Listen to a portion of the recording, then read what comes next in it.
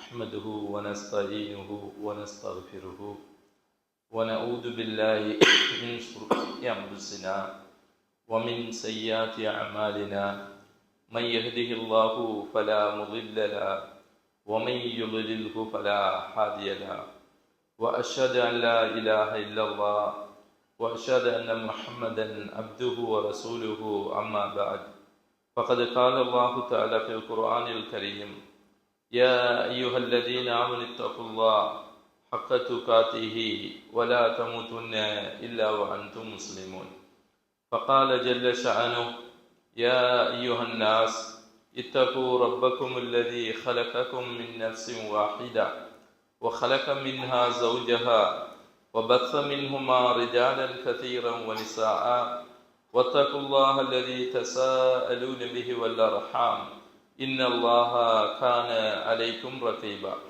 فقال الله تعالى يا أيها الذين آمنوا اتقوا الله وقولوا قولا سديدا يصلح لكم أعمالكم ويغفر لكم ذنوبكم ومن يطع الله ورسوله فقد فاز فوزا عظيما أما بعد فإن أصدق الحديث كتاب الله وخير الهدي هدي محمد صلى الله عليه وسلم وشر الأمور محدثاتها وكل محدثة بدعة وكل بدعة ضلالة وكل ضلالة في النار.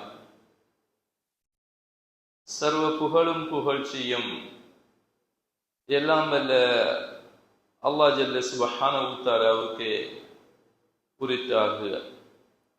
சலாத்தும் சலாமும் அவனது திருத்தூதர் ஸல்லல்லாஹு அலைஹி வஸல்லம் அவர்கள் மீதும் அவர்களை பின்பற்றி வாழ்ந்த சஹாபாக்கள், தாபீன்கள், தபஅ தாபீன்கள், இமாம்கள், அனைத்து நல்லடியார்கள் மீதும் என்றென்றும் எப்பொழுதும் உண்டாவதாக.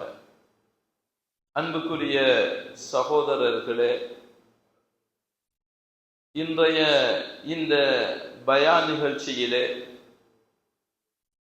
அல்லாஹ்வோடு தொடர்புடைய சில விடயங்களை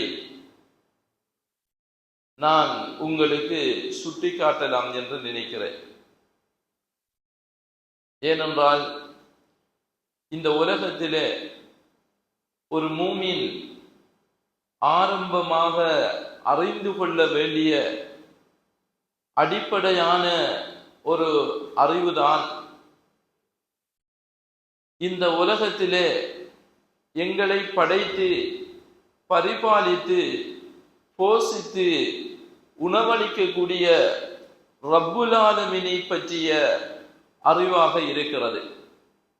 ஏனென்றால் அல்லாஹ் ஜல்ல சுப்ஹானஹு தஆலா சூரத்துல் முஹம்மதினுடைய 19வது வசனத்திலே சொல்லுகிறார், ஃபஅலம் அன்னஹு லா இலாஹ இல்லல்லாஹ், வணங்கி வழிபடுவதற்கு தகுதியானவன் அல்லாஹு தஆலாவை தவிர வேறு இலாஹ் இல்லை என்பதை ஆரம்பமாக நீங்கள் அறிந்து கொள்ளுங்கள், அதனை தெரிந்து கொள்ளுங்கள் என்பதாக அல்லாஹ் அல் குர்ஆனிலே தன்னை பற்றிய அறிவு இந்த மனித சமுதாயத்திற்கு இருக்க வேண்டும் என்பதை அல்லாஹு தஆலா இந்த வசனத்திலே தெளிவுபடுத்துகிறார்.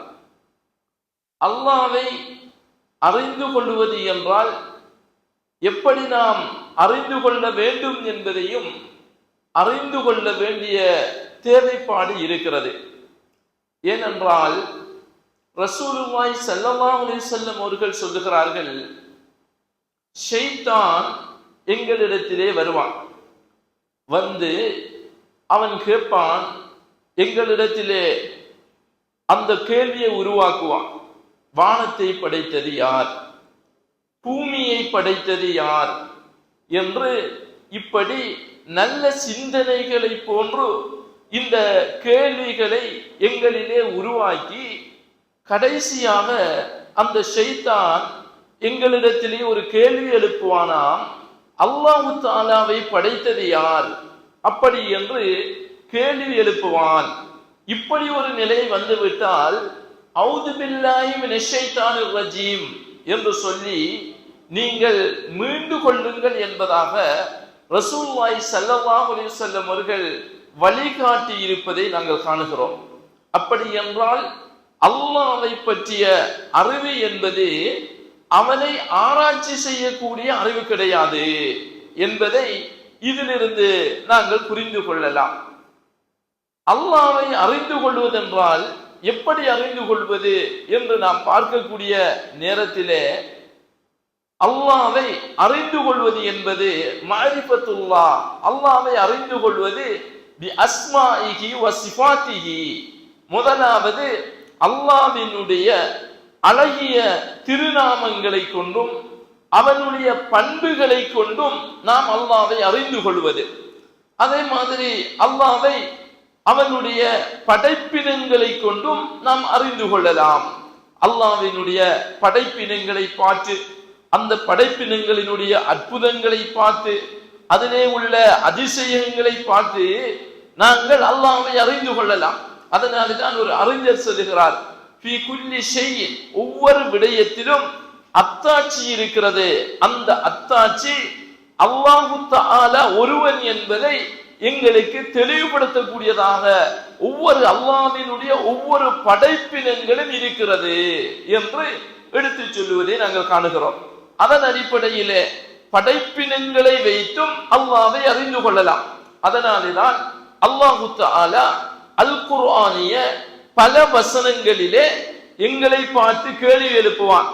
சூரத்துல் காஷியாத்திலும் கேட்கிறான், அஃபலா யன்துரூன இலல் இப்லி கைஃப குலிகத், ஒட்டகம் எவ்வாறு படைக்கப்பட்டிருக்கிறது என்பதை நீங்கள் பார்க்க மாட்டீர்களா?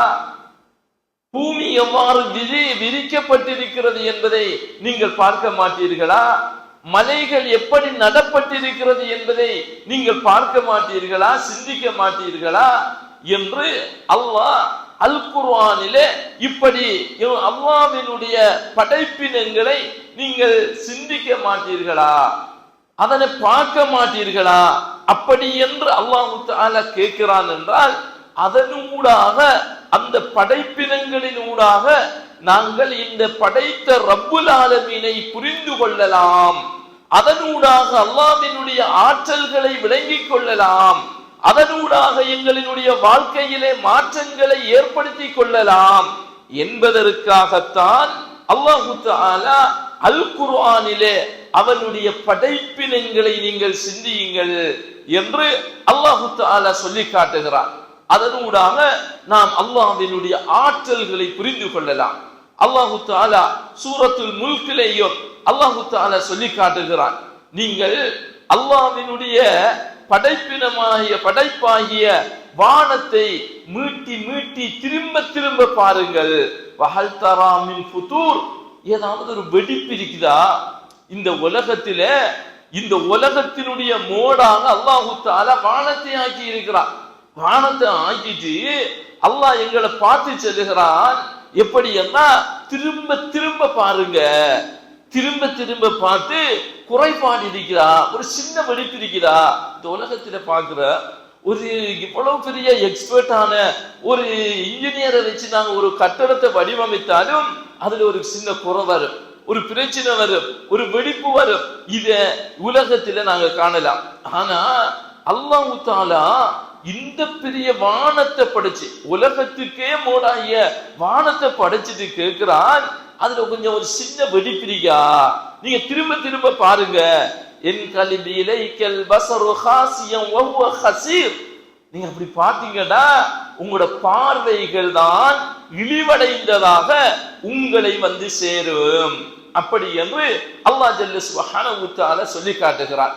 இதனால் அன்புக்குரிய சகோதரர்களே, இதுவே ஒரு தனி தலைப்பாக பேச வேண்டிய அல்லாஹ்வினுடைய படைப்பினங்களினுடைய அத்தாட்சியை வைத்து அல்லாஹ்வை எப்படி புரிந்து கொள்வது என்பது ஒரு தனி தலைப்பாகவே பேச வேண்டிய பகுதி.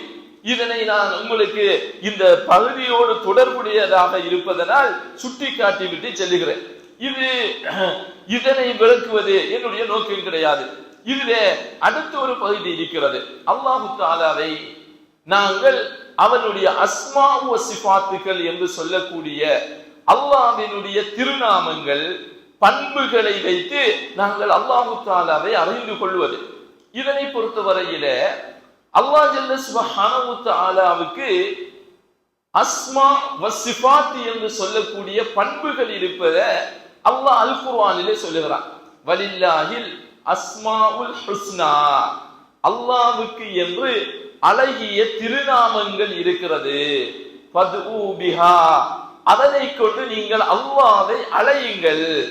வதருல்லதீன யுல்ஹிதூன ஃபி அஸ்மாஇஹி, அல்லாஹ்வினுடைய பேரிலே ஷிர்க்கை ஏற்படுத்துபவர்களை, அல்லாஹ்வினுடைய பேர்களிலே திருவை ஏற்படுத்தக்கூடியவர்களை நபியே நீங்க விட்டு விடுங்க அப்படி என்று அல்லாஹ் தஆலா சொல்லி காட்டுறான்.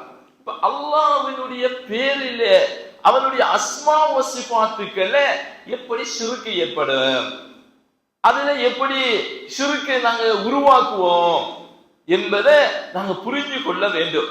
ஏனென்னா இந்த தௌஹீத் என்பதிலே ருபூபியத், உலூஹியத், அஸ்மா வ சிஃபாத் என்று 3 பகுதிகள் இருக்கிறது. இதுல ருபூபியத்தில எப்படி ஷிர்க் வரும் என்று எங்களுக்கு தெரியும். உலூஹியத் அதாவது வணக்க வழிபாடுகள்ல அல்லாஹ் தஆலாவை ஒருமைப்படுத்துகிறது. இதுல எப்படி ஷிர்க் வரும்? எங்கட வணக்கங்களை இன்னும் ஒருவருக்கு நாங்க செய்வோமாக இருந்தா அங்க ஷிர்க் வந்துடும். அதுவும் எங்களுக்கு ஓரளவு தெரியும். ஆனா நிறைய பேர் உலமாக்களாக இருக்கக்கூடியவர்கள் கூட வழிகட்டு போகக்கூடிய ஒரு பகுதி தான் இந்த அஸ்மா வ சிஃபாத் சம்பந்தமான பகுதி. இதனை ரசூலுல்லாஹி ஸல்லல்லாஹு அலைஹி வஸல்லம் அவர்களினுடைய சஹாபாக்கள் எப்படி புரிந்து கொண்டார்களோ அப்படி நாங்கள் புரிந்து கொள்ளவில்லை என்று சொன்னால் அதிலே நாங்கள் வழிதவறி போகக்கூடிய ஒரு சூழல் ஏற்பட்டுவிடும். அதனாலதான் அல்லாஹ் இந்த வசனத்திலே சொல்லுகின்ற போது அவனுடைய அஸ்மாக்கள்ல ஷிர்க் செய்பவர்களை நபியை நீங்க விட்டுடுங்க என்று அல்லாஹ் தஆலா சொல்லி காட்டுறான். அவன் அல்லாஹ்வே அவங்களை பொறுப்படுகிறான். அப்ப இதனை இந்த அஸ்மா வ சிஃபாத்துகளை நாங்க எப்படி புரிந்து கொள்வது அப்படி என்பதை நாங்க தெளிவாக தெரிந்து கொள்ள வேண்டும். ஏனென்றால் அன்புக்குரிய சகோதரர்களே, இந்த அஸ்மா வ சிஃபாத்துகளை பொறுத்தவரையில ரசூலுல்லாஹி ஸல்லல்லாஹு அலைஹி வஸல்லம் அவங்க சொல்றாங்க, இன்ன லில்லாஹி திஸ்அத்தன் வ திஸ்ஈன இஸ்மா, அல்லாஹ்வுக்கு 99 திருநாமங்கள் இருக்கிறது. ஃபமன் அஹ்ஸாஹா, யார் அதனை மனனமிட்டுக் கொள்கிறார்களோ தஹலல் ஜன்னா, அவர் சுவர்க்கம் நுழைந்து விட்டார் என்று ரசூலுல்லாஹி ஸல்லல்லாஹு அலைஹி வஸல்லம் அவர்கள் சொல்லுவதை நாங்கள் காணுகிறோம். அல்லாஹ்வினுடைய 99 திருநாமங்களையும் மனனமிட்டுக் கொண்டார்கள் என்றால், அதனை சரியாக புரிந்து கொண்டார்கள் என்றால் அவர்கள் சுவர்க்கம் நுழைந்து விட்டார்கள் என்று நபிகளார் ஸல்லல்லாஹு அலைஹி வஸல்லம் அவர்கள் சொல்லி காட்டுகிறார்கள். அதன் அடிப்படையில அல்லாஹ்வுக்கு 99 பேர்களும் இருக்கிறது. அதே மாதிரி நபி அவங்க சில நேரங்கள் அல்லாஹ்விடத்திலே துஆ கேட்கின்ற போது, யா அல்லாஹ், நீ உனக்காக சொல்லி இருக்கக்கூடிய பேர்கள் நீ எங்களுக்கு கற்றுத்தராமல் நீ மறைத்து வைத்திருக்கக்கூடிய உன்னுடைய பெயர்களை கொண்டு கேட்கிறேன் அப்படி என்று நபி அவர்கள் துஆ செய்வார்கள்.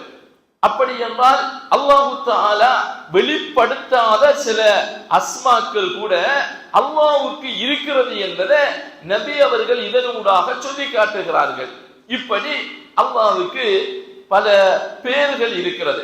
அதான் அல்லாஹ் தஆலா சொல்றார், குலிது அல்லாஹ், நீங்க அல்லாஹ் என்று அழையுங்க, அவர் ரஹ்மான் அல்லது ரஹ்மான் என்று அழையுங்க, ஐயமா தது, நீங்க எப்படி அழைத்தாலும் ஃபலஹுல் அஸ்மாஉல் ஹுஸ்னா, அவனுக்கு என்று அழகிய திருநாமங்கள் இருக்கிறது என்று அல்லாஹ் தஆலா சொல்லி காட்டுகிறார். இப்ப அன்புக்குரிய சகோதரர்களே, இந்த திருநாமங்களை நாங்கள் எப்படி புரிந்து கொள்ள வேண்டும் என்றால், இப்ப உதாரணமாக திருநாமங்கள் என்பது என்ன? ரஹ்மான், ரஹீம், மலீக், குத்தூஸ், சலாம், இப்படி 99 திருநாமங்கள் இருக்கிறது. அப்ப இந்த திருநாமங்களை அது மாதிரி அல்லாஹ்வினுடைய பண்புகளும் இருக்கிறது. இப்ப அல்லாஹ்வுக்கு உதாரணமாக அல் குர்ஆனில் அல்லாஹ் கை இருப்பதாக சொல்லி காட்டுகிறான். அதே மாதிரி அல்லாஹ் தஆலா ரசூலுல்லாஹி ஸல்லல்லாஹு அலைஹி வஸல்லம் அவங்க சொல்லி காட்டுறாங்க, அல்லாஹ் கால் இருப்பதாக சொல்லி காட்டுகிறாங்க. அப்ப இப்படி சில அல்லாஹ்வை பற்றிய வர்ணனைகள் சில அல் குர்ஆனிலே ஹதீஸிலே வரக்கூடியதை நாங்கள் காணுகிறோம். இப்படியான அம்சங்கள். இப்ப இதை புரிந்து கொள்ளுகின்ற போது இதை நாங்க எப்படி புரிந்து கொள்ளணும் என்பதுதான் மிக முக்கியமான ஒரு அம்சம். இதை எப்படி புரிந்து கொள்ளணும் அப்படி என்றால், இதை பொறுத்தவரையில அல்லாஹ்வினுடைய திருநாமங்கள் பண்புகளை பொறுத்தவரையில அல்லாஹ்வும் அவனுடைய தூதரும் சொன்ன அந்த பண்புகளையும் திருநாமங்களையும் முதலாவது அல் ஈமானு பிஹி வாஜிப், அதனை கொண்டு ஈமான் கொள்வது கட்டாயமான ஒன்றாக இருந்து கொண்டு இருக்கிறது. ஈமான் கொள்வது வாஜிபான ஒன்றாக இருந்து கொண்டு இருக்கிறது. அதே மாதிரி இதை பொறுத்தவரையில இதை ஈமான் கொள்ளக்கூடிய நேரத்தில் எப்படி ஈமான் கொள்ளணும் அப்படி என்று சொன்னா, ஒன்று அல்லாஹ்வினுடைய பண்புகளை நாங்கள் ஒன்று இல்லாமலாக்க கூடாது. அல்லாஹ்வோட பண்புகளை தாழ்த்தியில் இல்லாமலாக்க கூடாது. அல்லாஹ்வுக்கு ஒரு பண்புன்னா அந்த பண்பு இல்ல அப்படி என்று சொல்லக்கூடாது. அதுல மாற்றத்தை தஹ்ரீஃப் பண்ணக்கூடாது, மாற்றங்களை ஏற்படுத்தக்கூடாது. இப்ப அல்லாஹு தஆலா உதாரணமாக அல்லாஹு தஆலா இறங்குகிறான் என்றால் இறங்குகிறான் என்றுதான் ஏற்றுக்கொள்ள வேண்டும். இதுல நாங்க மாற்றத்தை ஏற்படுத்துறது அல்ல, அல்லாஹ் இறங்கல அவருடைய ரஹ்மத் இறங்குது இப்படி எல்லாம் சொல்றதெல்லாம் இணை வைத்தலாக மாறிவிடும். அப்ப மாற்றங்கள் ஏற்படுத்தக்கூடாது. அதே மாதிரி அது மாதிரி இது மாதிரி இருக்கும் என்றெல்லாம் நாங்க அல்லாஹ்வினுடைய பண்புகளை சொல்லக்கூடாது. அதே மாதிரி அதற்கு உதாரணம் சொல்லவும் கூடாது. அதுக்கு அல்லாஹ்வுக்கு உதாரணம் சொல்லவும் கூடாது. இப்படி அல்லாஹ்வினுடைய அந்த சிபத்துகளையும் பண்புகளையும் நாங்கள் புரிந்து கொள்ள வேண்டும். என்ன காரணம் அப்படி என்று பார்த்தோம்னா, அல்லாஹ் தஆலா சூரத்துல் நஹ்லினுடைய 74வது வசனத்திலே சொல்லுகிறான், ஃபலா தல்ரிபு லில்லாஹில் அம்சால், நீங்க அல்லாஹ்வுக்கு உதாரணம் சொல்லாதீர்கள் அப்படி என்று அல்லாஹ் தஆலா சொல்லி காட்டுறான். அதே மாதிரி அல்லாஹ் தஆலா சொல்லுகின்ற போது தன்னுடைய திருமறையில 112வது அத்தியாயத்தில், அதாவது சூரத்துல் இக்லாஸின் கடைசி வசனத்தில் அல்லாஹ் தஆலா சொல்றான், வலம் யகுல் லஹு குஃபுவன் அஹத், அவனுக்கு நிகராக இந்த உலகத்திலே எதுவும் இல்லை, எந்த சக்தி எதுவுமே இல்லை அப்படி என்று அல்லாஹ் தஆலா சொல்லி காட்டுறான். அப்ப அல்லாஹ் மாதிரி எதுவுமே கிடையாது, அவனுக்கு உதாரணம் சொல்லக்கூடாது என்று அல்லாஹ் தஆலா தனது திருமறையில சொல்லி காட்டுகிறான். இப்ப என்ன நடந்துச்சு சொன்னா, இதை புரிந்து கொள்வதில்லை. இப்ப உதாரணமாக அல்லாஹ் தஆலா சமீஅ, கேட்கக்கூடியவன் அப்படி என்று தன்னை பற்றி அவனுடைய பண்புகள்ல ஒன்றாக சொல்லி காட்டுகிறான். இப்ப மனிதர்கள் யோசிச்சாங்க எப்படின்னா, இந்த அல்லாஹ்வும் கேட்கிறான் நாங்களும் கேட்கிறோம், அப்ப ரெண்டும் உண்டாகுதே. இப்ப நாங்களும் கேட்கக்கூடியவங்களாக இருக்கிறோம், அல்லாஹ்வும் கேட்கக்கூடியவனாக இருக்கிறான், அப்ப ரெண்டு பேரும் கேட்கிறதும் உண்டா அப்படி என்று போட்டு அவங்க என்ன செஞ்சாங்கன்னா ஒரு தாழ்வீலாத் மேலதிகமான விளக்கங்களை சொன்னாங்க. நான் ஏற்கனவே சொன்னேன், அடிப்படையில விளங்குறதுல இந்த விளக்கங்கள் சொல்றது, மேலதிக விளக்கங்கள் சொல்றது, உதாரணம் சொல்றது, இல்லாமல் ஆக்குறது, இது எதுவுமே கூடாது. வந்த மாதிரி அப்படியே ஈமான் கொள்ளணும். இப்ப இவங்க எப்படி விளக்கம் அதுக்கு சொன்னாங்க அப்படி என்று பார்த்தா, அல்லாஹ் தஆலா கேட்கிறான்டா மனுஷனும் கேட்கிறான், ரெண்டு பேரும் கேள்வியும் உண்டாகப்படாது அப்படி என்று நினைச்சேன்னா புத்தியை பயன்படுத்தி காதில்லாமல் கேட்கக்கூடியவன் அப்படி என்று ஒரு கூட்டம் சொன்னாங்க. அது மாதிரி நாமளும் பார்க்கிறோம், அல்லாஹ் தஆலா பார்க்கிறான், ஆகவே ரெண்டு பேர பார்வையும் உண்டாகப்படா அப்படி என்று நினைச்சு கண்ணில்லாமல் பார்க்கக்கூடியவன் இப்படி எல்லாம் இந்த அல்லாஹ்வினுடைய பண்பை விளக்க ஆரம்பிச்சாங்க. அதனால ஒரு கூட்டம் வழிகேட்டிலே போனதை நாங்க காணுகிறோம். இப்ப நாங்க புரிஞ்சு கொள்ளணும், நாங்க கேட்கிறதும் அல்லாஹ் கேட்கிறதும் உண்டா?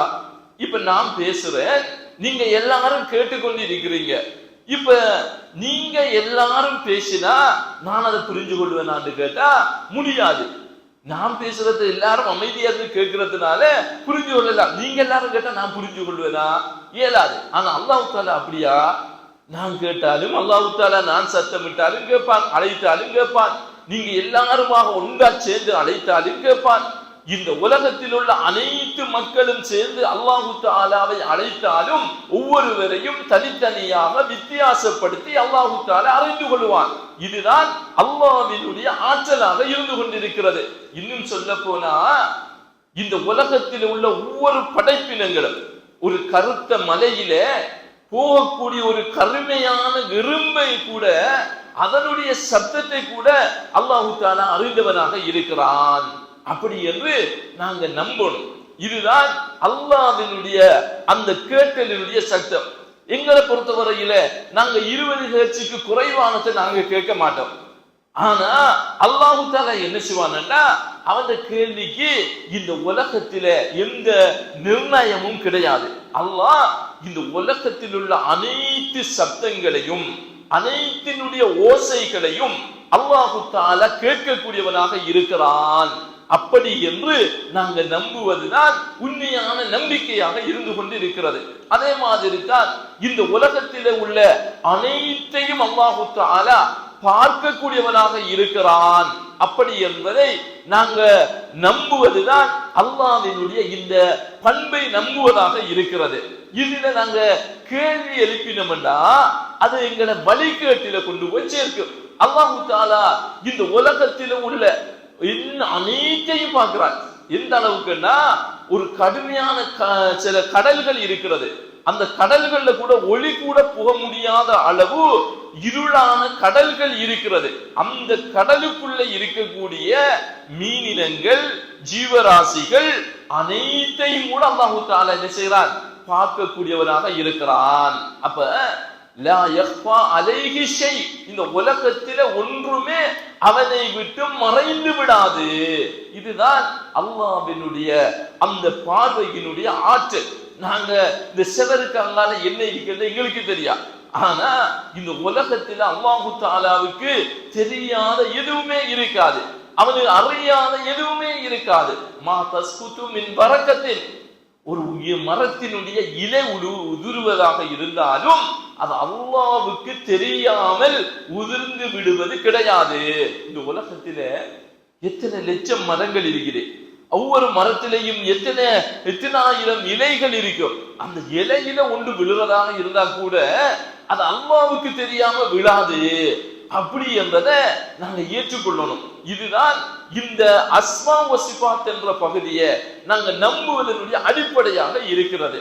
இந்த நம்பிக்கையில அல்லாஹ்வினுடைய இந்த சிபத்துகளில கேள்விய போட்டோம்னா அங்க வழிகேடு உருவாகும். இப்ப அல்லாஹ் தஆலா அல் குர்ஆனிலே பல இடங்களிலே அல்லாஹ் தன்னை பற்றி சொல்லுகின்ற போது அல்லாஹ் தஆலா அரசிலே இருப்பதாக அல்லாஹ் தஆலா சொல்லி காட்டுகிறான். அல்லாஹ் எப்படி சொல்லுகிறான்? அர் ரஹ்மான் அலல் அர்ஷ் இஸ்தவா, அல்லாஹ் தஆலா ரஹ்மான் அரசிலே இருக்கிறான். அப்படி என்று அல்லாஹ் தஆலா தன்னை பற்றி சொல்லுகின்ற போது அரசிலே இருப்பதாக அல்லாஹ் தஆலா சொல்லுகிறான். இது சூரத்துல் அராஃபினுடைய 54வது வசனத்திலே அல்லாஹ் தஆலா சொல்லுகிறான். அது மாதிரி சூரத்து யூனுஸினுடைய 3வது வசனத்திலே அல்லாஹ் தஆலா அரசிலே இருப்பதாக தன்னை பற்றி அறிமுகப்படுத்துகிறான். சூரத்து ரஅதிலே 2வது வசனத்திலே அல்லாஹ் ஜல்ல சுப்ஹானஹு வ தஆலா அரசிலே இருப்பதாக சொல்லுகிறான். சூரத்து தாஹாவிலே 5வது வசனத்திலே அல்லாஹ் தஆலா அரசிலே இருப்பதாக சொல்லி காட்டுகிறான். அதே மாதிரி சூரத்து சஜதாவிலே 4வது வசனத்திலே அல்லாஹ் ஜல்ல சுப்ஹானஹு வ தஆலா அரசிலே இருப்பதாக சொல்லி காட்டுகிறான். இப்படி அல்லாஹ் தஆலா அல் குர்ஆனிய பல வசனங்கள்ல தன்னை பற்றி சொல்லுகின்ற போது அரசிலே இருப்பதாக அல்லாஹ் ஜல்ல சுப்ஹானஹு வ தஆலா சொல்லி காட்டுகிறான். இப்ப இந்த நேரத்திலே அல்லாஹு தஆலா அரிசில இருக்கிறான் என்பதை ஈமான் கொள்வது எங்களுடைய கடமை. இப்ப இமாம் மாலிக் ரஹ்மத்துல்லாஹி அவங்க மதீனாவில பாடம் நடத்தி கொண்டு இருக்கிறாங்க. அப்போ ஒரு மனிதர் அங்க நுழைகிறார். நுழைஞ்சி முதலாவது அந்த வழிகட்ட அந்த கேள்வி சிந்தனை அப்பதான் உருவாகுது. நுழைந்து அவர் இமாம் மாலிக் ரஹ்மத்துல்லாஹி அவரிடத்துல கேட்கிறார், அல்லாஹ் தஆலா அரிசில இருக்கிறான், எப்படி இருக்கிறான் அப்படி என்று கேட்கிறார். அப்ப இமாம் மாலிக் ரஹ்மத்துல்லாஹி அவங்க முதலாவது இப்படியான ஒரு கேள்வியை சந்திக்கிறாங்க. முதலாவது இந்த மார்க்கத்தில் இப்படியான ஒரு கேள்வி வருகிறது. அப்ப பாடம் நடத்தி கொண்டிருந்தவங்க திடீரென மாறி தன்னுடைய தலைய கீழே போட்டு நிலத்தில ஒரு குச்சை வச்சு கொண்டு அப்படியே கீறி கீறி இருந்து விட்டு அவங்களுக்கு ஒரு கவலை, ஒரு வித்தியாசமான ஒரு உணர்வு வருகிறது. இப்படியான ஒரு கேள்வி இதற்கு முதல் யாரும் கேட்டது கிடையாது. அப்ப திடீரென மாறி தலையை உயர்த்தி அவங்க சொல்றாங்க, அல் இஸ்திவாஉ மஅலூம், அல்லாஹு தஆலா அரிசிலே இருக்கிறான் என்பது அது அறியப்பட்டதாக இருக்கிறது. வகைஃபியத்துஹு மஜ்ஹூல், அது எப்படி என்பது அறியப்படாத ஒன்றாக இருக்கிறது. அல் ஈமானு பிஹி வாஜிப், இதை கொண்டு ஈமான் கொள்வது வாஜிப். வஸ்ஸுஆலு அன்ஹா பித்ஆ, இதிலே கேள்வி கேட்பது பித்அத்தான காரியம் என்று சொல்லிவிட்டு இமாம் மாலிக் ரஹ்மத்துல்லாஹி சொன்னாங்க, அக்ரிஜு ஹாதல் முப்ததி, இந்த பித்அத்தை ஏற்படுத்தியவனை இந்த சபையை விட்டு நீங்க வெளியேற்றுங்க அப்படி என்று சொல்லி சொன்னார்கள். அப்ப இதுல எதனை இமாம் அவங்க சொல்றாங்கன்னு சொன்னா, இந்த விஷயத்துல கேள்வி கேட்க முடியாது. ஏனைய விஷயங்கள்ல மசாயில் விஷயங்கள்ல நாங்க விரும்பினா கேள்வி கேட்கலாம். ஆனா இந்த விஷயத்தை பொறுத்தவரையில அல்லாஹ்வோடு சம்பந்தப்பட்ட அவருடைய பண்புகளோடு சம்பந்தப்பட்ட விடயத்திலே கேள்வி கேட்கிறது என்பதை இஸ்லாம் ஹராமாக்கி இருக்கிறது. அதுல கேள்வி கேட்க இயலாது. எப்படி, என்ன மாதிரி, எப்படி என்கிறான் இந்த படைப்பினங்களோட சம்பந்தப்படுத்தி அதுல கேள்வி கேட்க முடியாது அப்படி என்பதை அன்புக்குரிய சகோதரர்களை நாங்கள் புரிந்து கொள்ள வேண்டும்.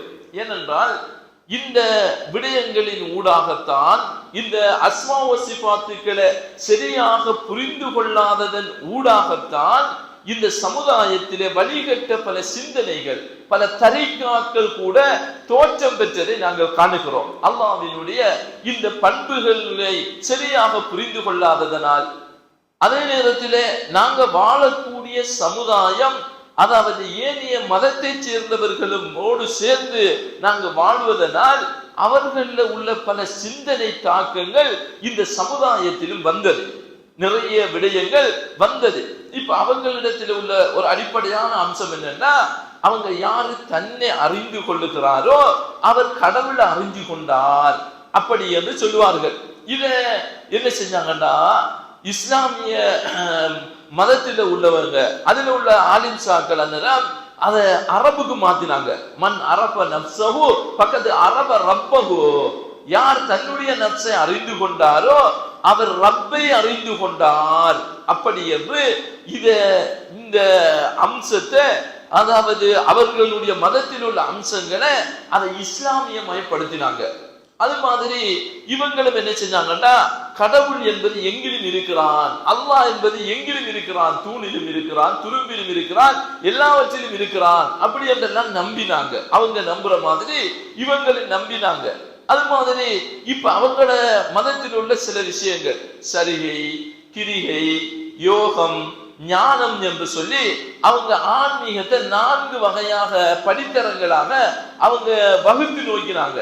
அது இஸ்லாத்துல எப்படி வந்துச்சுன்னு சொன்னா, இவங்க எப்படி மாத்தினாங்கன்னா, ஷரியத், தரீகத், ஹகீகத், மாரிஃபத் என்று சொல்லி 4 பேர்களை கொடுத்து அத அரபுக்கு மாத்தினாங்க. இப்ப அவங்க என்ன செஞ்சாங்கன்னா, கோயில்கள்ல கொடியேற்றினாங்க. இவங்க என்ன செஞ்சாங்கன்னா, பள்ளிவாசல்கள்ல கொடியேற்றினாங்க. அவங்க குத்து விளக்கு வச்சாங்க, இவங்களும் குத்து விளக்க இங்க இதுகள்ல கபரடியில வைக்கக்கூடியவங்களாக இருந்தாங்க. அவங்களும் கொடியேற்றினாங்க, இவங்களும் கொடியேற்றினாங்க. அவங்களும் அன்னதானம் கொடுத்தாங்க, இவங்க அதுக்கு பதிலாக கத்தம்பாத்தியா கொடுத்தாங்க. இப்படி அவங்க அவங்க நேர்ச்சைகளை கொண்டு போய் கொடுத்தாங்க. இவங்களும் என்ன செஞ்சாங்கன்னா நேர்ச்சைகளை கொண்டு போய் கபர்களுக்கு நேர்ச்சை செய்யக்கூடியவங்களாக இவங்க மாறினாங்க. இப்படி அந்த தொடர்புகள் எப்படி வந்ததுன்னா அகீதாவிலும் தாக்கம் செலுத்தக்கூடிய அளவுக்கு பல விடயங்கள் இஸ்லாமிய மார்க்கத்திற்குள் அந்நிய கலாசாரமான அம்சங்கள் அங்கே வந்து நுழைஞ்சது. இப்ப அவங்களிடத்துல குரு சிஷியன் என்ற ஒரு அமைப்பு இருக்கிறது. இது இஸ்லாத்துக்குள்ள எப்படி வந்துச்சுன்னா ஷேக் முரீது அப்படி என்று வந்துச்சு. ஷேக் என்ன செஞ்சாலும் முரீது கேள்வி கேட்க கூடாது அப்படி என்ற ஒரு அமைப்பில அதை இங்க உருவாக்கினாங்க. அப்படி நிறைய விஷயங்கள் அங்கிருந்து வந்த விடயங்களாக இங்கு தோற்றம் பெற்றதை நாங்க காணுகிறோம். இதனால இந்த பல வழிகட்ட சிந்தனைகள் எங்களுக்கு இந்த மார்க்கத்துக்குள்ள வந்து நுழைந்ததையும் நாங்க காணக்கூடியதாக இருக்கிறது. இப்படி ஒரு சமுதாயம் ஆரம்பத்தில் வழிகட்டு போனார்கள். அதே மாதிரி இந்த காலத்துல குர்ஆன் ஹதீஸ் பேசுகிறோம் என்ற அந்த சிந்தனையோடு வந்த சிலரும் புத்தியை பாவித்ததனால், அறிவை பாவித்ததனால் வழிகட்டு போகக்கூடிய அந்த சிந்தனையின் சென்றதை நாங்கள் காணுகிறோம். இப்ப அல்லாஹு தஆலா சொல்லி காட்டுகிறான், யன்சுரு ரப்புனா சுப்ஹானஹு தஆலா இல ஸமாஇ துனியா. அல்லாஹு தஆலா ஒவ்வொரு நாள் இரவும் இந்த உலகத்தினுடைய வானத்திற்கு இறங்குகிறான் அப்படி என்று சொல்லிவிட்டு நபி அவங்க சொல்றாங்க, அல்லாஹு தஆலா சொல்கிறான், ஹல் மின் முஸ்தக்ஃபிர் அஸ்தக்ஃபிர் லஹு, உங்களிலே இஸ்திக்ஃபார் செய்யக்கூடியவர்கள் இருக்கிறீர்களா, நான் அவங்களுக்கு பாவ மன்னிப்பு கொடுக்கிறேன். உங்களிலே உங்களுடைய தேவைகளை கேட்கக்கூடியவர்கள் இருக்கிறீர்களா, அவர்களுடைய தேவைகளை நான் நிறைவேற்றி வைக்கிறேன் என்று அல்லாஹ் ஜல்ல சுப்ஹானஹு தஆலா கேட்கிறார். இப்ப என்ன யோசிக்கிறாங்கடா, அல்லாஹ் தஆலா இறங்குவதாக சொல்றார். ஒரு மூமின் என்ன செய்யணும், அல்லாஹ் இறங்குறான் என்றது ஈமான் கொள்றதுதான் வாஜிப், கட்டாயமானது, கடமையானது. இந்த அம்சத்தை விட்டுட்டு இதுல நாங்க உலகத்தை பத்தி சிந்திக்க யோசிச்சோம்டா, இப்ப உலகம் சுத்துது இறங்குதண்டா 24 மணி நேரமும் ஒவ்வொரு இடத்துலையும் இரவிதிக்க, அப்ப அல்லாஹ் இறங்குறான்டா அது எப்படி என்று புத்திய நாங்க பாவிச்சு அதுக்கு என்ன செஞ்சாங்கன்னா இதுல அல்லாஹ் இறங்கல, ஒரு சிறப்பு கவனம் செலுத்துறான் என்று இப்படி அல்லாஹ்வினுடைய ரஹ்மத்து தான் இறங்குது என்றெல்லாம் விளக்கம் கொடுத்தாங்க. இப்ப அடுத்த கேள்வியை நான் கேட்கிறேன், ரஹ்மத் இறங்குதண்டா அல்லாஹ் தஆலா பேசுவதாகத்தான் நபி அவர்கள் சொல்லுகிறார்கள். இப்ப அல்லாஹ்வினுடைய ரஹ்மத்து பேசுமா? நீங்க பாவ மன்னிப்பு கேளுங்க, நீங்க இஸ்திக்ஃபார் கேளுங்க, அல்லாஹ்வோட ரஹ்மத் பேசுமான்னு கேட்டா அப்படி நடக்காது. அப்ப இதுல என்னடா, இதுல சலபுகள், சலபு சாலிஹீன்கள், இமாம்கள், அகீதா துறை அறிஞர்கள், இஸ்லாமிய வரலாற்றில் வந்தவர்கள், இப்னு கையிம் ரஹ்மஹுல்லாஹ், இமாம் இப்னு தைமியா ரஹ்மஹுல்லாஹ் போன்ற பல அகீதா துறை அறிஞர்கள் எல்லாம் இதனை தெளிவாகவே விளக்கி இருக்கிறார்கள். இதனை நாங்க அப்ப இறங்குறான் என்று நம்புறதுதான் அவசியம். இதுல கேள்வி கேட்டோம் என்றால், இதுல சிந்திச்சோம் என்றால், பகுத்தறிவை பயன்படுத்தினோம் என்றால் இஸ்லாத்தை விட்டு வெளியே போவோம். அல்லாஹ் தஆலா சொல்ற மாதிரி அதுல அந்த அவனுடைய அஸ்மா வ சிஃபாத்துக்கள்ல ஷிர்க்கை செய்யக்கூடியவர்களாக நாங்க மாறிடுவோம். அப்ப இந்த அடிப்படையை நாங்கள் இந்த விஷயத்திலே புரிந்து கொள்ள வேண்டும். இது அல்லாஹ்வினுடைய எல்லா பண்புகளிலும் இப்படித்தான். இப்ப அல்லாஹ் தஆலா கையிருக்கிறது என்று அல்லாஹ் குர்ஆன்ல சொல்றான்னா அதை கையிருக்கிறது என்று நம்புவதுதான் எங்களோட கடமை. இப்ப என்ன செஞ்சாங்கன்னா சில பேர் கையிருக்கிற இடத்துல அது கை கிடையாது, அது குவ்வா, அல்லாஹ்வினுடைய சக்தி அப்படி என்றெல்லாம் திரிவுபடுத்தி விளக்கம் கொடுத்தார்கள். இதெல்லாம் வழிகட்ட சிந்தனை பிரிவுகளினுடைய விளக்கங்களாகவே இருக்கிறது. சலபுகள், சலபு சாலிஹீன்கள் இது அப்படியே ஈமான் கொண்டார்கள். ஏனென்றா அல்லாஹ் ஜல்ல சுப்ஹானஹு தஆலாவை இப்படியான இந்த திரிவுகளுக்கு உள்ளாக்குவதற்கு, இப்படி அல்லாஹ்வினுடைய பண்புகளை ஏற்றுக்கொள்ளாம இருக்கிறதுக்கு என்ன காரணம் என்றா அல்லாஹ்வை பற்றிய சரியான புரிதல்கள் கிடையாது. அல்லாஹ் என்றால் யார், அவனுடைய பண்புகள் என்ன, அவனுடைய ஆற்றல்கள் என்ன, அவனுடைய சக்தி என்ன என்பதை எல்லாம் இந்த மனித சமுதாயம் புரிந்து கொள்ளாததனாலேதான் இந்த கேள்விகள் எல்லாம் கூட வந்தது.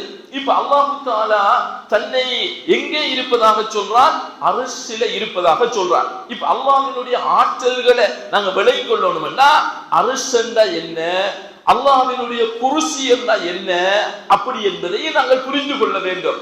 அப்போ இதனோடு சேர்த்து அதனையும் புரிந்து கொண்டோம் என்றால் தான் நாங்கள் சரியான முறையில அல்லாஹ் பற்றி ஒரு அளவு அறிவை நாங்கள் பெற்றுக்கொள்ளலாம். அதனுடைய அடிப்படையில அன்புக்குரிய சகோதரர்களே, அரசு என்றா என்ன அப்படி என்பதை நாங்கள் குர்சி என்றா என்ன என்பதையும் நாங்கள் புரிந்து கொள்ள வேண்டிய அவசியம் இருக்கிறது. அதனுடைய அடிப்படையில அரசன்னா என்ன என்பதற்கு இமாம் இப்னு கதீர் ரஹ்மத்துல்லாஹி அவங்க சொல்லுகின்ற போது ஹுவ ஸரீர், அது ஒரு சிம்மாசனம் அப்படி என்று அவர்கள் சொல்லுகிறார்கள். சொல்லிவிட்டு தொடர்ந்து சொல்லுகிறார்கள், அதற்கு அந்த சிம்மாசனத்திற்கு பல தூண்கள் இருக்கிறது. அந்த சிம்மாசனத்திற்கு பல தூண்கள் இருக்கிறது. தூகவாம், அந்த தூண்களை, அந்த சிம்மாசனத்தை மலக்குமார்கள் சுமந்து கொள்ளுகிறார்கள். அது கல் குப்பத்தி அலல் ஆலம், இந்த உலகத்திற்கு ஒரு குப்பா மாதிரி, ஒரு பள்ளிவாசலுக்கு எப்படி மேலே இருக்குதோ அப்படி கூட ஒப்பிடக்கூடாது. இந்த உலகத்தினுடைய ஒரு குப்பாவாக அந்த அரசி இருக்கிறது.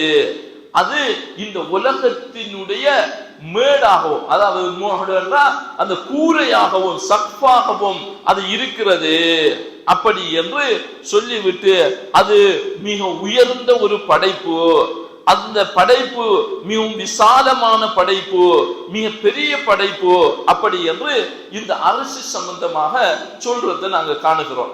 அதே மாதிரி குர்சி என்றா என்ன அப்படி என்பதை நாங்க பார்க்கக்கூடிய நேரத்தில், இப்ப நாங்க ஆயத்துல் குர்ஸ் என்று சொல்லக்கூடிய ஒரு வசனத்தை நாங்க அடிக்கடி ஆயத்துல் குர்ஸ் ஓதுவோம். இது ஆயத்துல் குர்ஸ் என்ற அந்த குர்ஸ் என்ற வார்த்தை அல் குர்ஆனிலே ஒரே ஒரு இடத்தில தான் பயன்படுத்தப்பட்டிருக்கிறது.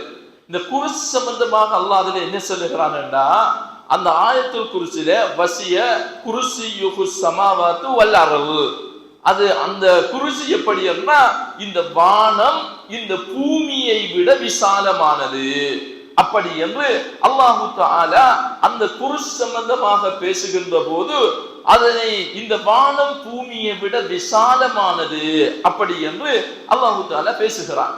இப்ப இந்த அரசுக்கும் குர்சிக்கும் இடையில உள்ள வித்தியாசம் என்ன அப்படி என்றதை நாங்க பார்க்கக்கூடிய நேரத்தில், அதனுடைய அந்த படைப்பை விளங்கப்படுத்துகின்ற போது முஸ்லிமில வரக்கூடிய செய்தியில ரசூலுல்லாஹி ஸல்லல்லாஹு அலைஹி வஸல்லம் அவங்க குர்சியை முதலாவது விளங்கப்படுத்துறாங்க.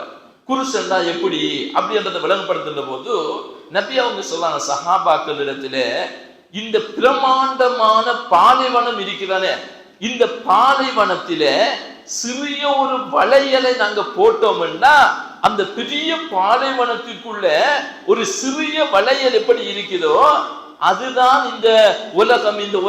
இந்த வானம் பூமி எல்லாம் அந்த சிறிய வளையல், அந்த பெரிய பாலைவனம் தான் குர்சி அப்படி என்னாங்க. அடுத்ததாக நபி அவங்க அரச பத்தி விளங்கப்படுத்தக்குள்ள திரும்ப மாறி சொல்றாங்க, இந்த பெரிய பாலைவனத்தில ஒரு சிறிய வளையலை போட்டோம்னா அந்த சிறிய வளையல் தான் குர்சி, அந்த பெரிய பாலைவனமாக பிரமாண்டமாக இருப்பதுதான் அரசி அப்படி என்று சொன்னாங்க. அப்ப ஆக பெருசு என்னன்னு பார்த்தோம்னா அரசு. அப்ப அரசு குர்சியோட ஒப்பிடக்கூடிய நேரத்துல இப்படி ஒரு ஒப்பிடுதல ரசூலுல்லாஹி ஸல்லல்லாஹு அலைஹி வஸல்லம் அவங்க சொல்லி அந்த அரசுக்கும் குர்சிக்கும் இடையில உள்ள விளக்கத்தை சொல்றாங்க. இப்ப இந்த குர்சன்னா என்ன அப்படி என்று பார்த்தோம்னா இப்னு அப்பாஸ் ரலியல்லாஹு அன்ஹு சொல்லக்கூடிய விளக்கம் என்ன அப்படி என்று பார்த்தோம்னா, அது மௌலி கதமை ரப்பி, அதாவது அல்லாஹு தஆலா தன்னுடைய இரண்டு கால்களையும் வைக்கக்கூடிய இடம்தான் இந்த குர்சி அப்படி என்று சொல்றாங்க. அப்ப அரசு வந்துகிட்டு அல்லாஹு தஆலா இருக்கிறார், இப்ப மேலே இருக்கிறார். இப்ப இதுல நபிகளார் ஸல்லல்லாஹு அலைஹி வஸல்லம் அவங்க இதனுடைய அந்த தூரங்களை விளங்கப்படுத்துறாங்க. அதுல விளங்கப்படுத்தக்கூடிய நேரத்துல நபி அவங்க சொல்றாங்க, இந்த உலகத்திற்கும் முதலாவது வானத்திற்கும் இடைப்பட்ட தூரம் எவ்வளவு அப்படி என்று பார்த்தா மசீரத்து ஹம்சுமியத்தை ஆம், அதாவது அதனுடைய தூரம் 500 ஆண்டுகள் பிரயாணம் செய்யக்கூடிய அளவுக்குள்ள தூரம். முதலாவது வானத்திற்கும் இரண்டாவது வானத்திற்கும் இடைப்பட்ட தூரம் எவ்வளவு அப்படி என்று பார்த்தோம்னா அதுவும் 500 வருடங்கள் பிரயாணம் செய்யக்கூடிய அளவுக்குள்ள தூரம். அப்ப 3வது வானத்துக்கு 4வது வானத்துக்கும் 5வது வானத்திற்கும் 6வது வானத்திற்கும் 6வது வானத்திற்கும் 7வது வானத்திற்கும் இடையில உள்ள தூரம் எல்லாம் 500 வருடங்கள் பிரயாணம் செய்யக்கூடிய அளவுக்குள்ள தூரம். அதற்கு பிறகு நபி அவங்க திரும்ப தெளிவுபடுத்துறாங்க, 7வது வானத்திற்கும் குருசிக்கும் இடையில உள்ள தூரம் 500 ஆண்டுகள் பிரயாணம் செய்யக்கூடிய தூரம். குருசிக்கும் அடுத்ததாக அல்லாஹு தஆலா குருசிக்கு மேல தண்ணி ஆக்கியிருக்கிறார். அதாவது அரசு எங்க இருக்குன்னு சொன்னா அல்லாஹ்வினுடைய அரசு தண்ணிக்கு மேலதான் இருக்குது.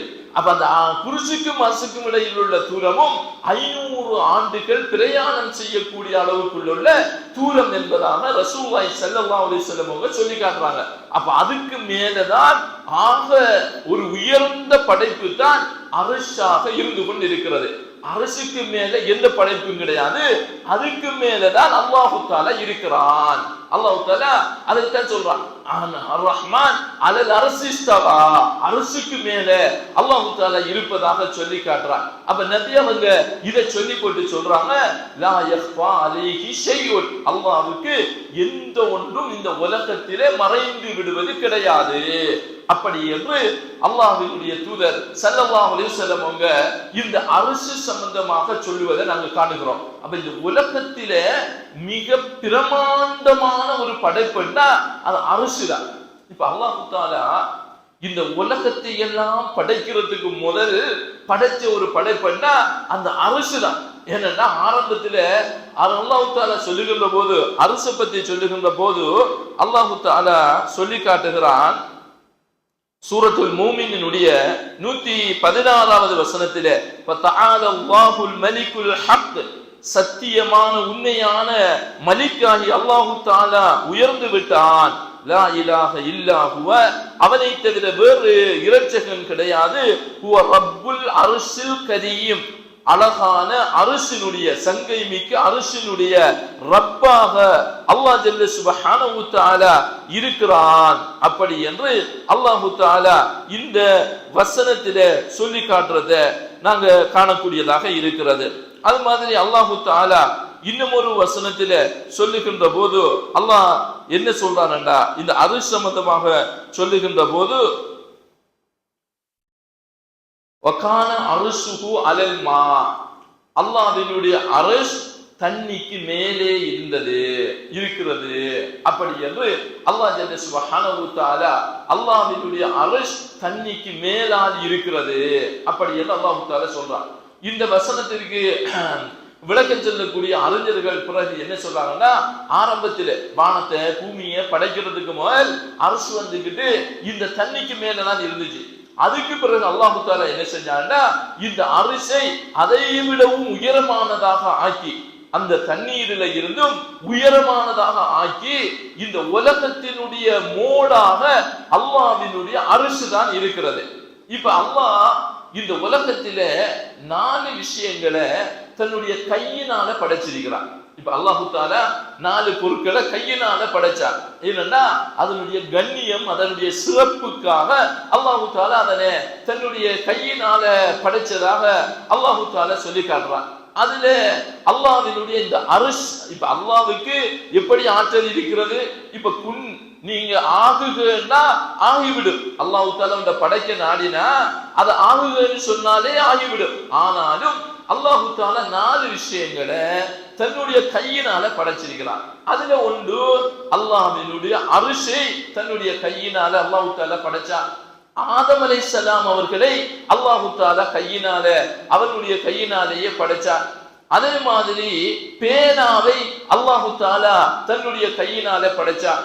அதே மாதிரி ஜன்னத்துல் அத்ன் என்று சொல்லக்கூடிய சுவர்க்கத்தையும் அல்லாஹு தஆலா தன்னுடைய கையினால படைச்சதாக சொல்லி காட்டுறான். இதனால இந்த 4 விடயங்களையும் அல்லாஹு தஆலா தன்னுடைய கையினாலே படைச்சிருப்பதை நாங்க காணுகிறோம். அதன் அடிப்படையில இந்த அர்ஷ் என்பதும் அல்லாஹ் படைச்ச அவனுடைய கையினால படைச்ச ஒன்றாக இருப்பதை நாங்க காணுகிறோம். அப்ப இந்த உலகத்திலே அல்லாஹு தஆலா என்ன செஞ்சானண்டா, அதுல முதலாவது அல்லாஹு தஆலா இந்த வானம் பூமி எல்லாம் படைக்கிறதுக்கு 50,000 வருடங்களுக்கு முதலையே அல்லாஹ் தஆலா என்ன செஞ்சானா பேனாவை படைச்சானா. பேனாவை படைச்சிட்டு பக்கால உக்துப், அதுக்கு நீங்க எழுதுக என்று அல்லாஹ் தஆலா சொன்னான். அப்ப அது கேட்டுச்சு, நான் என்னத்தை எழுத அப்படி என்று கேட்டது. அப்ப அல்லாஹ் தஆலா சொன்னான், இந்த உலகத்தில நடக்க இருப்பவற்றை எல்லாவற்றையும் எழுதிவிடு அப்படி என்று அல்லாஹ் தஆலா கட்டளையிட்டான். அது அப்படியே எழுதியது. அதுதான் அந்த எழுதின ஏடுதான் லஹ்ஃபுல் மஹ்ஃபூல் என்று சொல்லுவோம். லஹ்ஃபுல் மஹ்ஃபூல் என்ற இந்த ஏடு அல்லாஹ்வினுடைய அர்ஷுக்கு மேலால் இருக்கிறது. அப்படி என்பதை நபிகளார் ஸல்லல்லாஹு அலைஹி வஸல்லம் அவர்கள் சொல்லி காட்டுகிறார்கள். இந்த அளவுக்கு ஒரு உயர்ந்த மேலான படைப்பு தான் அந்த அர்ஷாக இருந்து கொண்டு இருக்கிறது. அதனுடைய முகடு சுவர்க்கத்தினுடைய முகடாக கூட இருக்கிறது. நபிகளார் ஸல்லல்லாஹு அலைஹி வஸல்லம் அவங்க சொல்லி காட்டுறாங்க, நீங்க இதா சஅல்துமுல் ஜன்னா, நீங்க சுவர்க்கத்தை அல்லாஹ்விடத்துல கேட்டா ஃபஸ்அலுல் ஃபிர்தௌஸ், நீங்க ஃபிர்தௌஸ் என்ற ஜன்னத்துல் ஃபிர்தௌஸ் நீங்க அல்லாஹ்விடத்துல கேளுங்க. ஏனென்னா அதுதான் சுவர்க்கத்திலே உயர்ந்த சுவர்க்கமாகவும் அதே நேரத்தில் நடுநிலையான சுவர்க்கமாகவும் அதுதான் இருக்கிறது என்பதாக ரசூலுல்லாஹி ஸல்லல்லாஹு அலைஹி வஸல்லம் அவங்க சொல்லிட்டு சொன்னாங்க. அங்கிருந்துதான் அல்லாஹ்வினுடைய அந்த சுவர்க்கத்திற்கு அல்லாஹ் அந்த முகடாக அல்லாஹ்வினுடைய அர்ஷ் இருக்கிறது. அங்கிருந்துதான் இந்த சுவர்க்கத்தினுடைய ஆறுகள் எல்லாம் ஊற்றெடுத்து ஓடுகிறது என்று ரசூலுல்லாஹி ஸல்லல்லாஹு அலைஹி வஸல்லம் அவங்க சொல்றதை நாங்க காணுகிறோம். அப்ப இதன் அடிப்படையில இந்த அர்ஷ் என்பது அல்லாஹ் சுவர்க்கத்தினுடைய ஒரு முகடாகவும் இருக்கிறது அப்படி என்பதை நாங்கள் புரிந்து கொள்ள வேண்டும். அது மாதிரி நான் சொன்னேன், இந்த அர்ஷுக்கு என்று அல்லாஹ் தஆலா தூண்களை ஏற்பாடு செய்து வைத்திருக்கிறான். இதனை எப்படி விளங்குறோம் அப்படின்னா, புகாரி முஸ்லிமில வரக்கூடிய செய்தியில முதலாவது, அதாவது அல்லாஹ் தஆலா மறுமையில ஏற்படுத்தி முதலாவது சூர் ஊதப்பட்டதற்கு பிறகு, நாங்க மறுமையில எழுப்பினதுக்கு பிறகு முதலாவது சூர் ஊதினா அந்த சூரில் எல்லாருமே மயக்கமுற்று விழுந்துருவோம். அடுத்தது 2வது சூர் ஊதப்படும்.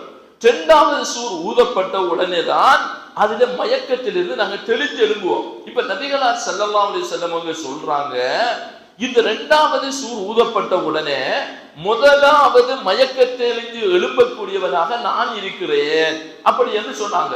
இப்ப அல்லாஹ் தஆலா இந்த 2வது சூரை ஊதியத பிறகு, அந்த அல்லாஹ் தஆலா மலக்குமார்கள் 2வது சூரை ஊதியதுக்கு பிறகு நபிகளார் ஸல்லல்லாஹு அலைஹி வஸல்லம் அவங்க அங்க மயக்கம் தெளிஞ்சு எழும்புறாங்க. முதலாவதாக எழும்புறாங்க. எழும்புற நேரத்தில் நபி அவங்க சொல்றாங்க, அப்ப நான் மூசா அலைஹிஸ்ஸலாம் அவங்களை கண்டேன். அவர்கள் அர்ஷினுடைய தூணை பிடித்துக் கொண்டிருந்தார்கள். அவர்கள் எனக்கு முன்னர் எழும்பினார்களா அல்லது அல்லாஹ் தஆலா அவர்களுக்கு விதிவிலக்கு அளித்து விட்டானா என்பது எனக்கு தெரியாது. ஏனென்றால் மூசா அலைஹிஸ்ஸலாம் அவங்க அல்லாஹ்வை சந்திக்கிறதுக்காக தூர் சீனா மலைக்கு போனாங்க. அப்ப அந்த நேரத்தில் அவங்க மயக்கமுற்று கீழே விழுந்தாங்க. அப்ப அதுக்கு பதிலாக அல்லாஹ் தஆலா இங்கே அவருக்கு விதிவிலக்கு அளித்தானா அல்லது முதலாவது அவங்க எழுப்பினாங்களான்னு எனக்கு தெரியாது அப்படி என்று ரசூலுல்லாஹி ஸல்லல்லாஹு அலைஹி வஸல்லம் அவங்க சொல்லுவதை நாங்கள் காணுகிறோம். இதன் அடிப்படையில அந்த அர்ஷுக்கு என்று அந்த தூண்கள் இருக்கிறது அப்படி என்பதையும் நாங்க காணக்கூடியதாக இருக்கிறது. அதே மாதிரி அன்புக்குரிய சகோதரர்களே, இந்த அர்ஷை பொறுத்தவரையில இந்த அர்ஷை சுமக்கக்கூடிய மலக்குமார்களை அல்லாஹ் தஆலா இணைந்திருக்கிறான், ஏற்பாடு செய்து வைத்திருக்கிறான். யஹ்மிலு அர்ஷ ரப்பிக ஃபௌகஹும் யௌமைஇதின் ஸமானியா, அன்றைய தினத்திலே 8 மலக்குமார்கள் இங்க அந்த அர்ஷை சுமந்து கொண்டிருப்பார்கள் அப்படி என்று அல்லாஹ் தஆலா சொல்லி காட்டுறான். இப்ப இதுக்கு இந்த வசனத்தில் அல்லாஹ் மலக்குமார்கள் 8 அப்படி என்று சொல்றான். இதுக்கு விளக்கம் சொல்லக்கூடியவங்க உண்மையாக 8 மலக்குமார்கள் தான் இதனை சுமக்கிறார்களா அல்லது 8 வரிசையாக அந்த மலக்குமார்கள் நிற்கிறார்களா என்பது அல்லாஹ்வுக்கு மாத்திரம்தான் தெரிந்த ஒரு அம்சம். அப்படி என்பதை சொல்லி காட்டுகிறார்கள். இப்ப ரசூலுல்லாஹி ஸல்லல்லாஹு அலைஹி வஸல்லம் அவங்க சொல்றாங்க, இந்த அரிசை சுமக்கக்கூடிய ஒரு மலக்கு சம்பந்தமாக அறிவிப்பதற்கு எனக்கு அனுமதி வழங்கப்பட்டது. அப்படி என்று ரசூலுல்லாஹி ஸல்லல்லாஹு அலைஹி வஸல்லம் அவங்க சொல்லிட்டு அவர்களுடைய அந்த மலக்கினுடைய பிரமாண்டத்தை பற்றி நபி அவங்க சொல்றாங்க. அவங்களுடைய கால் இந்த பூமியினுடைய அடிப்பாகத்திலே அப்படியே பதிக்கப்பட்டதாக இருக்கிறது. அவர்கள் இந்த அல்லாஹ்வினுடைய அரிசை சுமக்கிறார்கள். அவர்களுடைய காதுக்கும் இந்த தோல் புஜத்திற்கும் இடைப்பட்ட தூரம் இருக்கிறது. இது 700 ஆண்டுகள் பிரயாணம் செய்யக்கூடிய அளவுக்குள்ள தூரமாக அந்த தூரம் இருக்கிறது. அப்படி என்பதாக சொல்லிட்டு அவர்கள் அதற்கு மேலால் அவர்களுடைய கொம்புகளிலே தான் இந்த அரிசை சுமந்து கொண்டு இருக்கிறார்கள் என்பதாக அல்லாஹ் தஆலாவினுடைய தூதர் ஸல்லல்லாஹு அலைஹி வஸல்லம் அவர்கள் சொல்லி காட்டுகிறார்கள். அப்படி என்றால் அந்த மலக்குமார்கள் எந்த அளவுக்கு பிரமாண்டமானவர்களாக இருப்பார்கள் என்பது அல்லாஹ்வுக்கு மாத்திரம்தான் தெரிந்த ஒரு அம்சமாக இருப்பதை நாங்கள் காணுகிறோம். இப்படி பிரமாண்டமான மலக்குமார்கள் அல்லாஹ் தஆலா அங்கே ஏற்படுத்தி வைத்திருக்கிறார். அந்த அரிசை சூழ அல்லாஹ் தஆலா சொல்றார், வதரல் மலாயிகத ஹாஃபீன மின் ஹவுலில் அர்ஷ். அரிசை சூழ மலக்குமார்கள் இருப்பதை நீங்க காண்பீர்கள். அவங்க எப்படி இருப்பாங்களா?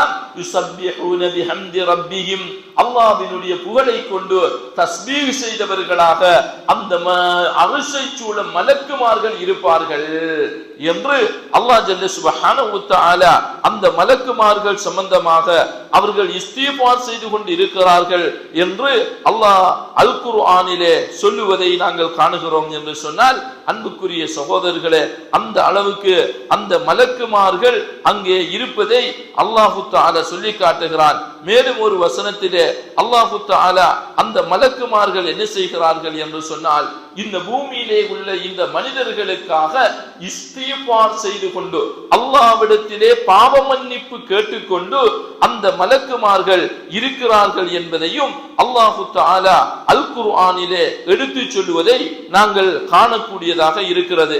அவர்கள் என்ன சொல்வார்கள் என்று சொன்னால், அல்லதீன யஹ்மிலூன அர்ஷ, அவனுடைய அரிசை அவர்கள் சுமந்து கொண்டிருக்கிறார்கள்.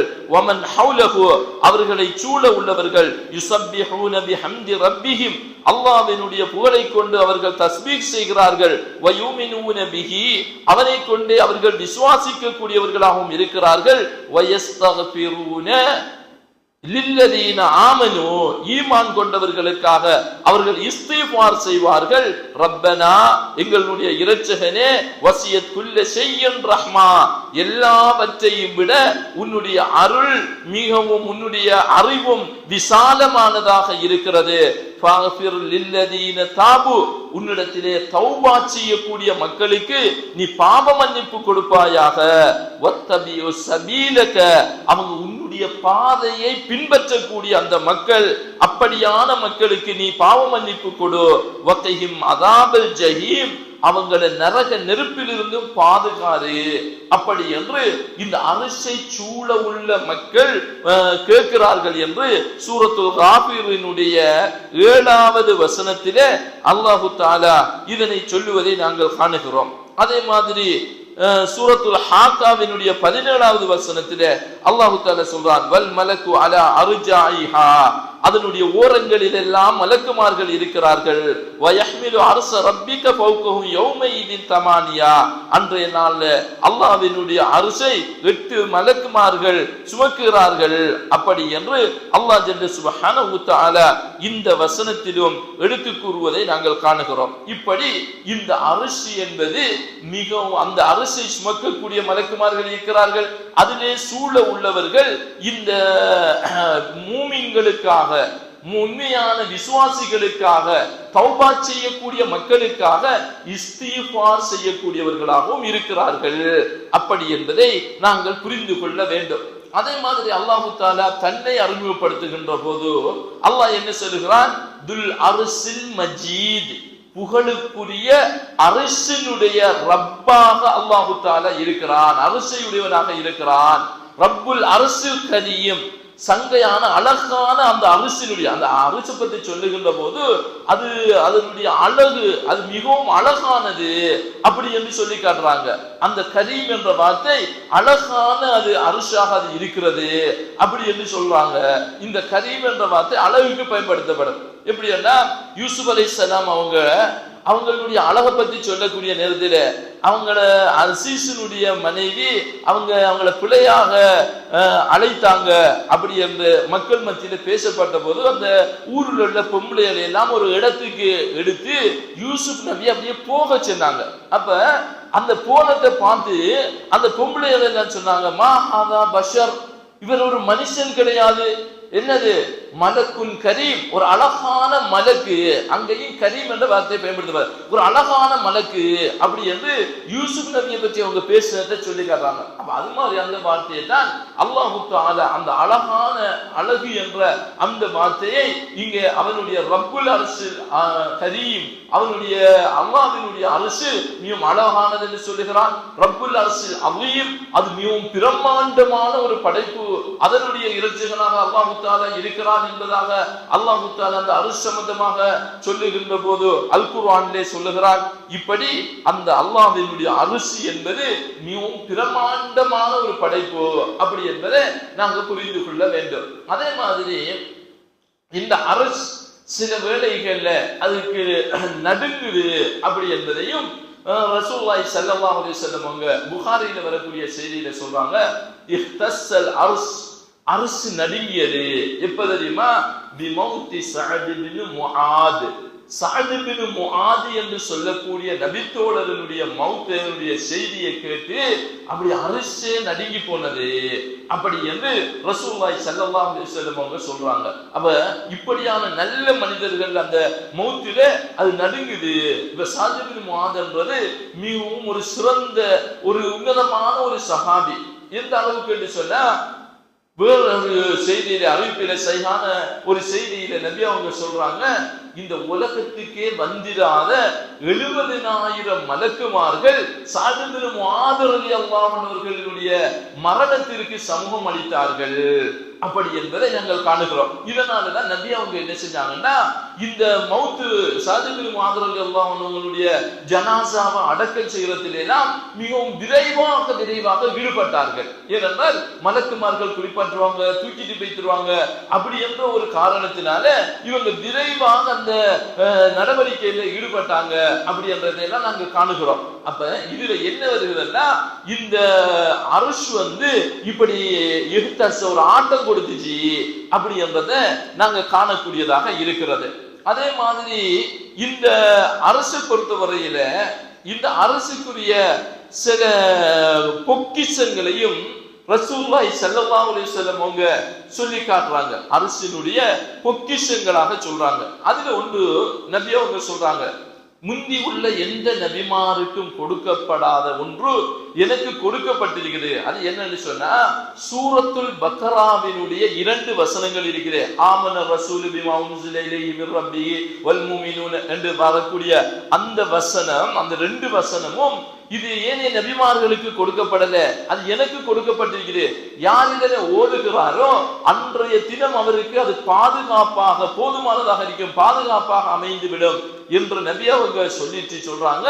இது இது அரசினுடைய பொக்கிஷமாக இருக்கிறது அப்படி என்று ரசூலுல்லாஹி ஸல்லல்லாஹு அலைஹி வஸல்லம் அவங்க சொல்லி காட்டுறாங்க. அப்ப அரசினுடைய பொக்கிஷமாக இந்த சூரத்துல் பக்ராவினுடைய 2 வசனங்கள் இருப்பதை நாங்க காண்றோம். அது மாதிரி நபி அவங்க சொல்றாங்க, லா ஹவுல வலா குவத இல்லா பில்லாஹ் என்ற இந்த வார்த்தையும் அரசினுடைய பொக்கிஷம் அப்படி என்று ரசூலுல்லாஹி ஸல்லல்லாஹு அலைஹி வஸல்லம் அவங்க சொல்றாங்க.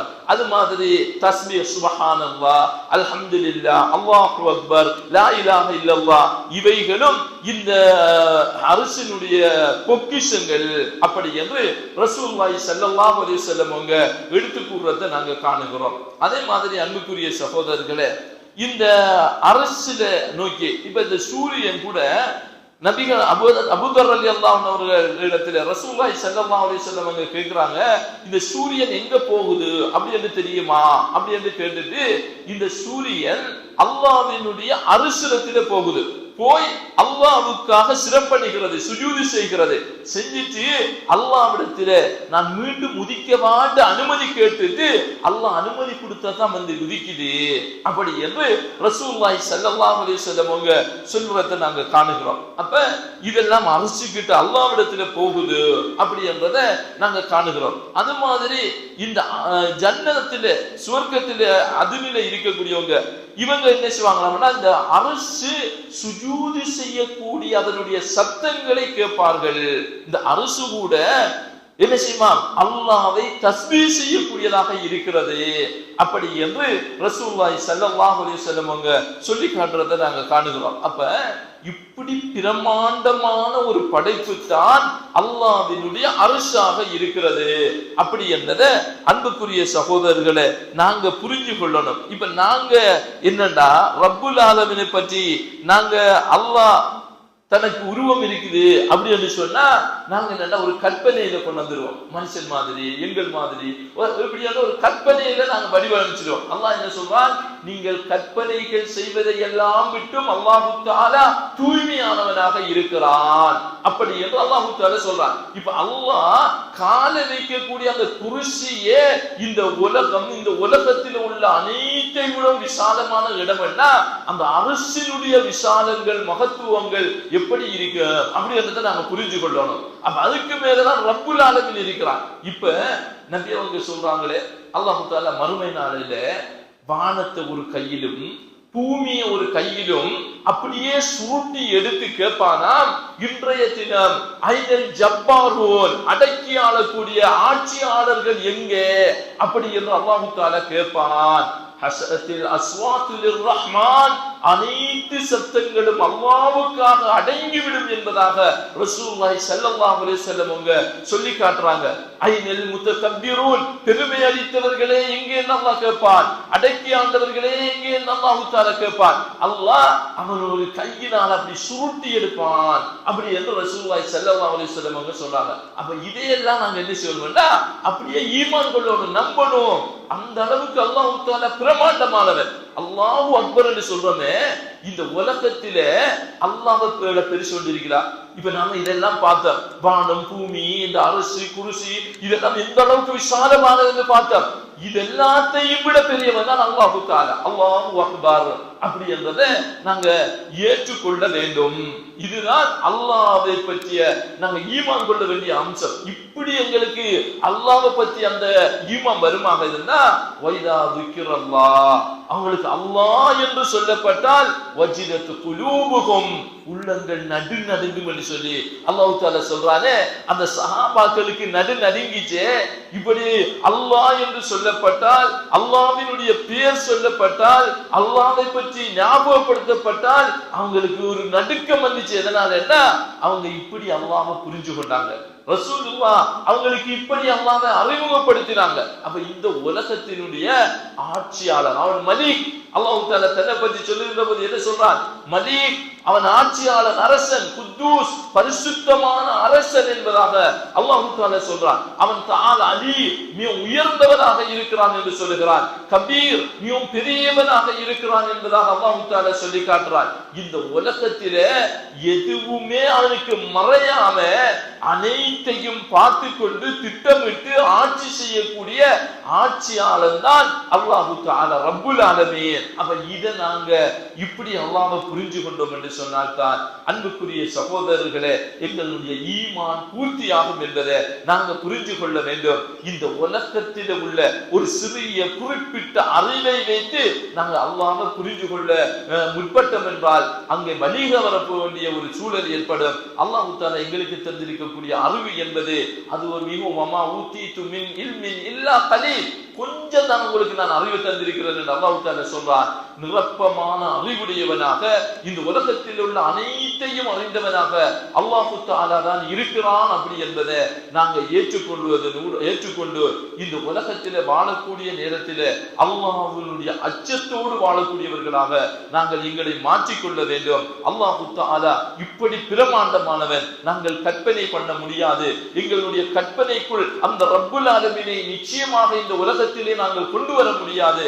நாளை மறுமையிலே அல்லாஹ் ஜல்ல சுப்ஹானஹு வ தஆலா அவனை பார்க்கக்கூடிய அந்த சந்தர்ப்பத்தை இந்த மூமின்களுக்கு மாத்திரம் அல்லாஹ் தஆலா கொடுப்பான். அல்லாஹ் திருமறையிலே சொல்லுகிறான், சூரத்துல் கியாமாவிலே, உஜூஹுன் யௌமையிதின் நாதிரா, அந்த நாளையிலே சில முகங்கள் அங்கே அல்லாஹ்வை பார்ப்பதற்காக அங்கே இலங்கிக் கொண்டிருக்கும். இலா ரப்பிஹா நாதிரா, தன்னுடைய இரட்சகனை அவர்கள் பார்க்கக்கூடியவர்களாக அவர்கள் இருப்பார்கள் என்பதாக அல்லாஹ் தஆலா சொல்லி காட்டுகிறான். இந்த உலகத்திலே அல்லாஹ்வை யாருமே அடைந்து கொள்ள முடியாது, பார்க்க முடியாது. லா துத்ரிகுல் அப்சார், அவனை உங்களுடைய பார்வைகள் அடைந்து கொள்ள முடியாது. வஹுவ யுத்ரிகுல் அப்சார், அவன்தான் உங்களுடைய பார்வையை அடைந்து கொள்ளக்கூடியவனாக இருக்கிறான். இந்த உலகத்திலே இருந்து யாருமே எந்த ஒரு நபியாக இருந்தாலும் ரசூலாக இருந்தாலும் அல்லாஹ்வை பார்த்தது கிடையாது. ரசூலுல்லாஹி ஸல்லல்லாஹு அலைஹி வஸல்லம் அவர்கள் கூட மிஅராஜ் என்ற சந்தர்ப்பத்திலே கூட அவர்கள் திரைகளுக்கு பின்னால் நின்றுதான் அல்லாஹ்வோடு உரையாடினார்கள். யார் நபி அவர்கள் அல்லாஹ்வை பார்த்தார்கள் என்று சொல்லுகிறார்களோ அவர்கள் பொய் சொல்லுகிறார்கள் என்பதாக ஆயிஷா ரலியல்லாஹு அன்ஹா அவர்கள் சொல்லி காட்டுகிறார்கள். இதனால் அல்லாஹ்வை இந்த உலகத்திலே யாரும் பார்த்தது கிடையாது. நாளை மறுமையிலே தான் நாங்கள் பார்க்க முடியும். அதற்கான சந்தர்ப்பத்தை அல்லாஹ் ஜல்ல சுப்ஹானஹு வ தஆலா உங்களுக்கும் எனக்கும் தந்தரல வேண்டும் என்று பிரார்த்தனை செய்தவனாக அல்லாஹ் தஆலாவை ஈமான் கொள்ள வேண்டிய அடிப்படையிலே, அவனை கண்ணியப்படுத்த வேண்டிய அடிப்படையிலே இந்த உலகத்திலே கண்ணியப்படுத்தி ஈமான் கொண்டு உண்மையான மூமின்களாக வாழ்ந்து மூமின்களாக மரணிப்பதற்கு வல்ல ரஹ்மான் அல்லாஹ் தஆலா உங்களுக்கும் எனக்கும் அருள் புரிவானாக.